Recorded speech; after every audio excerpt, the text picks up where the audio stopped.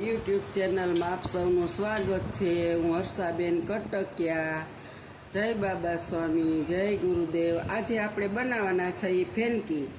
તો એને માટે ઘઉંનો લોટ જાજો લીધો છે, 3 વાટકા, અને 1 વાટકી આપણે મેંદાનો નાખ્યો છે। હવે આપણે એની અંદર મોણ નાખીશું।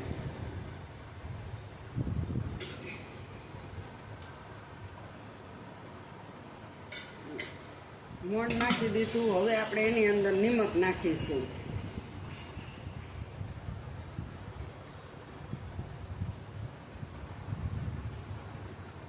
અને હવે આપણે એને ચોરીને મોણ દઈ દેશું।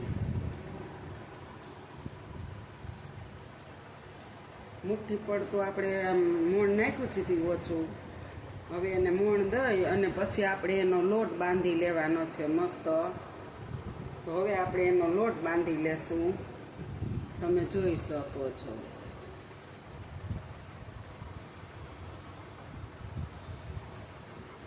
લોટ બાંધાય છે પાણીથી। જો હવે આપણે એની મસ્ત કણક બાંધવાની છે। રોટલીની હોય ને એથી સેજ કઠણ। હવે આપણે ફેનકી માટે 500 ગ્રામ બટેટા બાફ્યા છે, પછી 500 ગ્રામ ગાજર છીણા છે, અને 500 ગ્રામમાં થોડીક ઓછી હોય છે એટલી કોબી નાખી છે, પછી 1 મોટું કેપ્સિકમ મરચું સુધાર્યું છે, અને આપણે 250 ગ્રામ કાંદાની સ્લાઇસ કરી છે। જો આવી રીતના કરવાની છૂટી છૂટી મસ્ત। અને હવે લોટ બંધાઈ જાય પછી આપણે આ બટેકાને હવે આપણે છૂંદી લેશું। બટેટાને આપણે આવી રીતના છૂંદી લેવાના છે। બટેટા આપણા સાવ ઠરી ગયા છે બાફી। અને બધાને આપણે આવી રીતના મેશ કરી લેશું। જો આપણે છે ને ગેસ ઉપર ગેસ ચાલુ કરી અને કઢાઈ મૂકી છે। હવે આપણે એમાં તેલ નાખીશું। તમે જોઈ શકો છો।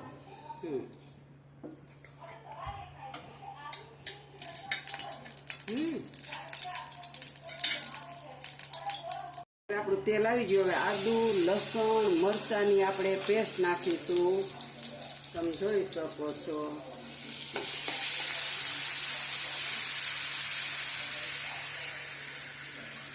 આપણે એને સતળાઈ જવા દેશું।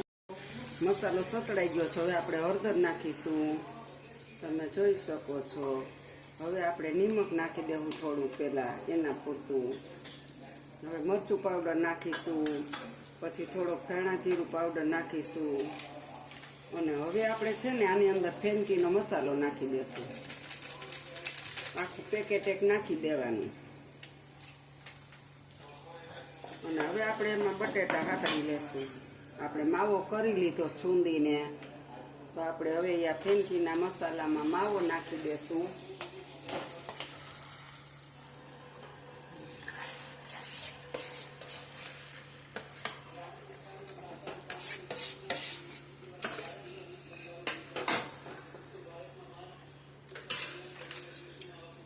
તો આપણે આ બધું મિક્સ કરી દેશું એની અંદર।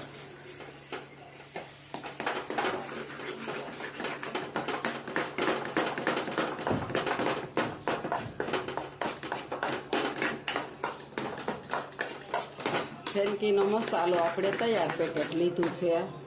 ઘરે પણ બનાવી શકીએ, પણ આ ક્યારેક કરવાનું હોય એટલે મસાલો ઘરે નથી બનાવ્યો। પણ જો હવે આપણે આ બધું મિક્સ કરી અને ઉતારી લેવાનું છે આને। હવે જો આપણો બધો મસાલો અંદર મિક્સ થઈ ગયો છે।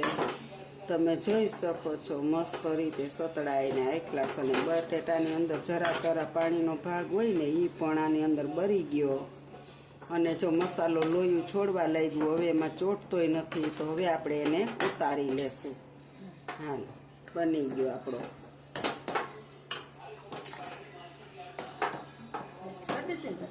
ગેસ બંધ કરી દેશું અને આ મસાલો આપણો તૈયાર થઈ ગયો। પાછી આપણે ગેસ ચાલુ કરી અને કઢાઈ ચડાવી દીધી છે। હવે આપણે એમાં તેલ નાખીશું, અને તેલ આવી જાય, થોડું ગરમ થઈ જાય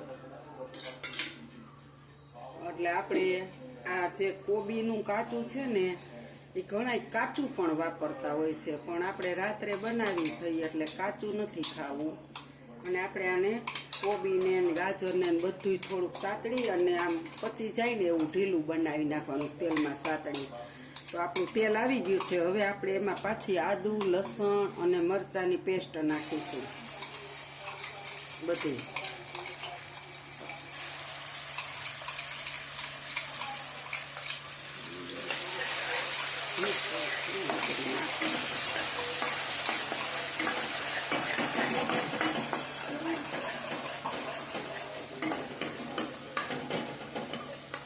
સેજ હળદર નાખીશું અંદર, આની અંદર પણ. અને હવે આપણે આમાંય થોડોક એવો ફેનકીનો મસાલો રાખ્યો તે નાખી દેવું આની અંદર પણ. અડધું પેકેટ આમાં નાખશું એટલે મસ્ત એની ફેનકીની સુગંધ આવે. અને હવે આપણે જો આ કોબીને થોડીક સાતળી લેશું. ઘણા કાચું પણ નાખતા હોય પણ અમે કાચું નથી નાખતા. અને આપણે આને હલાવીને થોડુંક સાતળી રહી ને એટલે આપણે રાત્રે બનાવી છે તો પચી જાય. કાચું રાત્રે બહુ ન ખવાય એટલે આપણે એને થોડું ખાતડી નાખશું. હવે આપણે ગાજર પણ નાખી દેશું, જો તમે જોઈ શકો છો. હવે એને આપણે થોડાક હલાવીને અસલ મજાના સાતળી લેશું. હલાવીને આપણે એને પણ થોડા સાતળી લેશું જો આવી રીતના. આમાં અડધી ડુંગળી નાખી દેશું જો, અને અડધી આપણે માથે મૂકવા રાખીશું મસ્ત. અને હવે આપણે એમાં નિમક નાખીશું. થોડુંક નિમક નાખી અને હલાવી નાખી એટલે થોડીક ડુંગળી અંદર પોચી પડી જશે. અને થોડીક આપણે ઉપર ગોઠવવા માટે રાખશું અંદર, મસ્ત લાગે થોડીક કાચી ગોઠવી. ડુંગળી તો અમથી આપણે ખાવામાં સુધારીને કાચી ખાતા હોય એટલે એનો વાંધો ન આવે. એટલે થોડી ખાતરી થોડીક કાચી.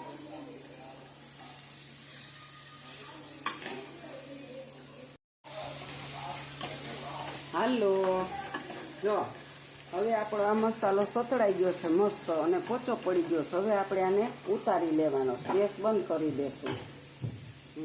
અને હવે આપણે આ ગેસ બંધ કરી દીધો છે અને આ મસાલો પણ આપણો તૈયાર થઈ ગયો છે. રીતના ફેનકીની રોટલી આપણે વણી લેવાની છે. તમે જોવો છો જો પાતળી પાતળી મસ્ત. અને આપણી ફેનકીની રોટલી વણાઈ ગઈ છે. હવે આપણે એને તવા પર નાખીશું. જો તમે જોઈ શકો છો. આપણે હવે એને ચોળવવાની છે મસ્ત.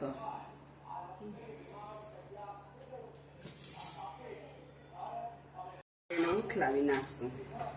આપણે તો છે ને મેંદો ઓછો ખાઈ છે એટલે આપણે ઘઉંનો લોટ જાજો નાખ્યો. 3 ગણો ઘઉંનો લોટ અને 1 ગણો જ મેંદાનો લોટ. મેંદો અમે બહુ ઓછો પ્રમાણમાં જ વાપરી છે, વધારે ઘઉંનો જ યુઝ કરી. ચોળવી લીધી છે હવે ફેનકીને મસ્ત એકદમ ચોળવી લેવાની છે સરસ.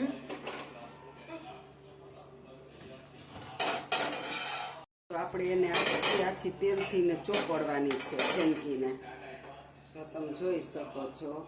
અને હવે આપણે એની અંદર માવો ગોઠવવાનો છે બટેકાનો.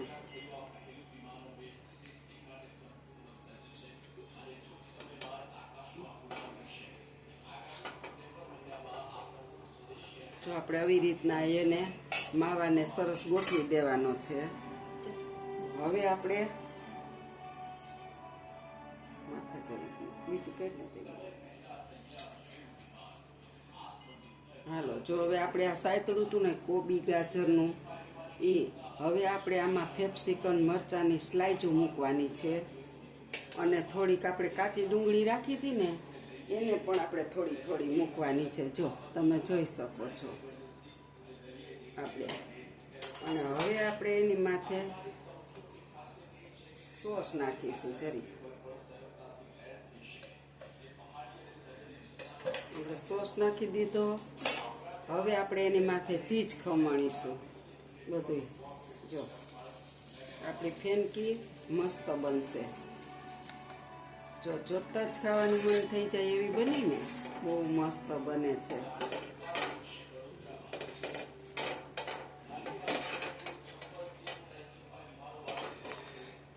જો આપણી ફેનકી તૈયાર થઈ ગઈ છે. હવે બીજી રોટલી નાખી છે, તમે જોઈ શકો છો. જો મસ્ત જો હવે આપણે માથે ચટણી ચોપડશું. ઓલા પહેલામાં આપણે નહોતી ચોપડી, બાળકો બહુ ઉતાવળ કરતા હોય તે કે એને આપી આ તીખી ચટણી છે ફૂલ, એટલે બાળકોમાં આપણે નથી ચોપડવાની. અને આ તીખી એકદમ ચટણી બનાવીશ આપણે સાથે, આદુ લસણ મરચાંની ને એવી. તો હવે તમે જોઈ શકો છો. જો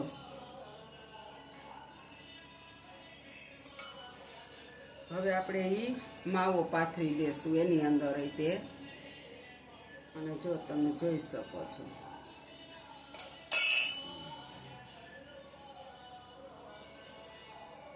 હવે આપણે એની માથે આપણે આવું આ મિશ્રણ બનાવ્યું છે એ પાછું નાખી દીધું.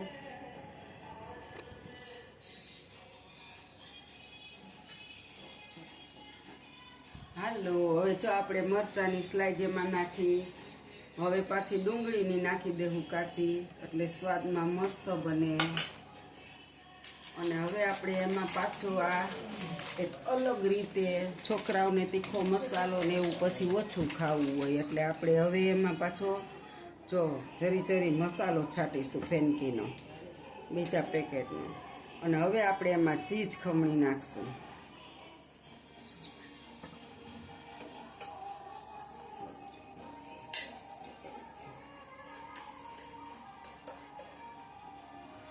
હાલો, જો હવે આપણે માથે સોસ જરી નાખશું, પછી સોસ સાથે ખાવાની હોય આને. હવે આપણે આને સરખી મિક્સ કરી દેશું. હાલો, આપણી ફેનકી તૈયાર થઈ ગઈ.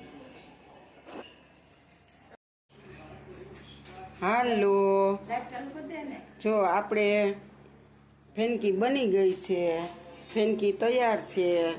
હારે આપણે સોસ લીધો છે, ચટણી છે. જો મારી ફેનકીની રેસીપી તમને સારી લાગે તો લાઈક કરજો, શેર કરજો, બે લાઈક બટન દબાવવાનું ભૂલતા નહીં.